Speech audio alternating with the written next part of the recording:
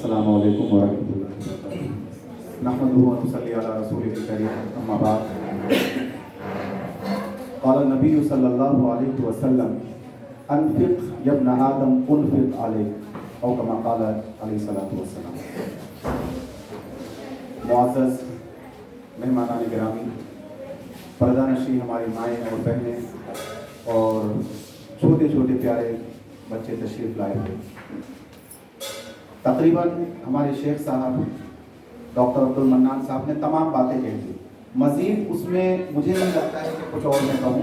ہمارے عزیز دوست اکرم صاحب سے میں یہ کہہ رہا ہوں کہ جس مقصد کے لیے ہمیں بلایا گیا ہے اس کو ہم شروع کر دیں، تاکہ ہماری مائیں اور بہنیں ابھی نے گھر بھی جانا ہے اور افطاری کا سامان بھی تیار کرنا ہے۔ ایک یا دو باتیں، کیونکہ تمام باتیں آ چکی ہیں، بس اس پر عمل کرنے کی ضرورت ہے۔ میں آپ کا چھوٹا بھائی، آپ کی بیٹی کی طرح سے یہ پروگرام صرف اور صرف انسانیت کے لیے ہے۔ اگر ہم اس قابل ہیں یا آپ اس قابل ہو تو آپ کی ذمہ داری ہے کہ آپ اپنے پڑوسی کو بھوکا نہ رکھیں۔ یہ ہر ایک مسلمان کے ایک دوسرے پر فرض ہے۔ اسی فرضیت کی نسبت سے اور ایک بھائی چارہ اور ایک اسلام نے جو ذمہ داری ہمارے اوپر دی ہے، اس کے ضمن میں یہ ایک چھوٹا سا پروگرام آپ کے سامنے ہے۔ حدیث میں نے پڑھی ہے، اس کا ترجمہ میں کر دیتا ہوں۔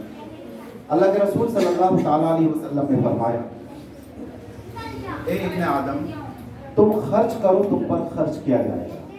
بہت پیاری بات ہے۔ مثال کے طور پر آپ دیکھو، کوئی انسان غریب نہیں ہوتا، میں کسی کو بھی غریب نہیں مانتا۔ آپ کے پاس 100 50 آپ دینے والا بنو۔ جب آپ دینے والا بنتے ہو تو اللہ تعالیٰ آپ کو دیتا ہے، آپ کا ہاتھ تھام لیتا ہے۔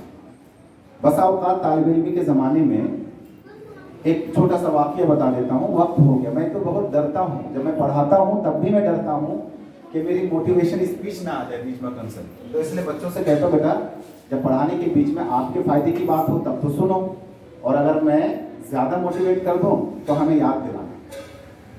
ایک بار کا واقعہ ہے اکرم صاحب کہ میں رائے بریلی میں تراویح سنا رہا تھا اور میرے جیب میں 1 روپیہ بھی نہیں تھا۔ وہ اتفاق کا طالب علمی کا زمانہ تھا۔ جہاں تراویح سنا رہے تھے وہاں پہ ایک صاحب تھے، ان کے گھر میں رہتا تھا اور اتفاق سے گھر سے پیسہ آتا تھا، لیکن رمضان سے پہلے چھٹی ہو گئی تھی تو میں قاری صاحب کے ساتھ ان کے وہاں چلا گیا گاؤں۔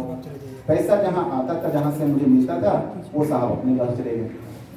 رمضان کا مہینہ، خودداری اتنی تھی، کبھی کسی سے کچھ مانگا نہیں، لیا نہیں۔ دل ہی دل میں دعا کر رہے تھے کہ اخراجات تو ہے، چائے وائے پینے کے لیے شام میں نکلتے تو کس سے مانگتے، حالانکہ دوست احباب تھے وہاں پہ۔ میں کئی روز سے دعا کر رہا تھا، اللہ تعالیٰ پیسے کا کچھ انتظام ہو جائے۔ میں دل سے یہ بات، مطلب رمضان کا مہینہ تھا، اتفاق تھا۔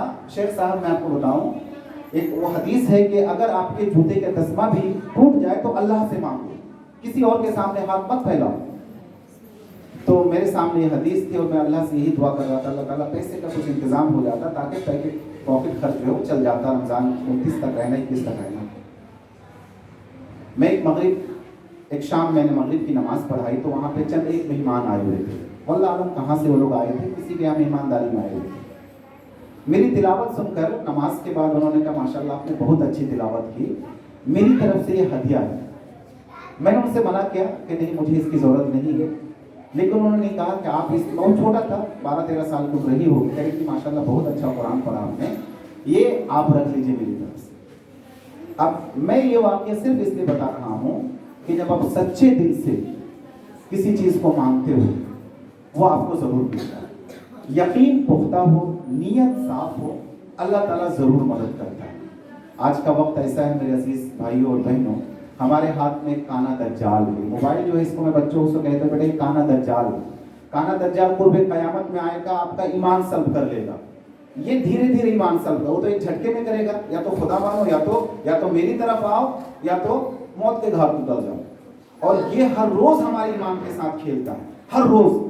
میں اپنے بچوں سے، اپنی بہنوں سے، اپنی ماؤں سے یہی کہنا چاہوں گا، اس رمضان المبارک کے مہینے میں اپنے روزے کو اور اپنے صیام کو مضبوط کریں، اسے کمزور نہ کریں۔ موبائلز میں یا ریلز میں، یا ہم یوٹیوب دیکھتے ہیں، ایک دن کی بات سنتے ہیں، 4 اس کے ساتھ ہمارے وہ چیزیں آ جاتی ہیں جو انجانے میں دیکھ لیتے ہیں۔ بہرکیف بہت ساری باتیں آپ کے سامنے آ گئی، خرچ کرنے والا بنے۔ آج کا یہ پروگرام قابل تعریف ہے، ہمارے استاد اور سرپرست ڈاکٹر عبد المنان کی طرف سے۔ اللہ تعالیٰ ان کو جزائے خیر عطا فرمائے اور سوسائٹی کو بھی ترقی دے.